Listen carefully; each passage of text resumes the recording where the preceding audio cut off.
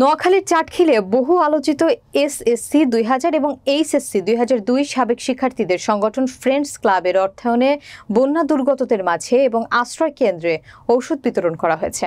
বিস্তারিত থাকছে নোয়াখালীর প্রতিনিধি বেল্লাল হোসেন নাইমের প্রতিবেদনে। শনিবার সকাল থেকে সন্ধ্যা পর্যন্ত চাটখিল পিজি সরকারি উচ্চ বিদ্যালয় থেকে ঔষধ বিতরণের মধ্য দিয়ে উপজেলার প্রায় 20টি আশ্রয় কেন্দ্রে জীবন বাঁচানোর ঔষধ বিতরণ করা হয়।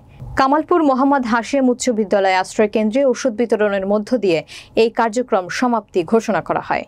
এ সময় উপস্থিত ছিলেন প্রধান সমন্বয়ক জানে আলম, আহ্বায়ক মোস্তাফিজুর রহমান, ফ্রেন্ডস ক্লাবের সভাপতি হোসনে মোবারক শাহিন, সহসভাপতি মহিউদ্দিন সুমন, সাধারণ সম্পাদক নুরুজ্জামান সহ অনেকে।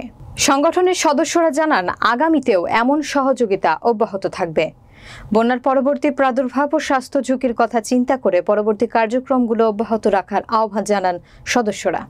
উল্লেখ্য, সংগঠনটি বেশ কয়েক বছর ধরে জাতির ক্রান্তি লগ্নে প্রাকৃতিক যে কোনো দুর্যোগ মুহূর্তে চাটখিল উপজেলা ছাড়াও বাংলাদেশের বেশ কয়েকটি জেলায় আর্থিক ও বিভিন্ন ত্রাণ সামগ্রী বিতরণ করে।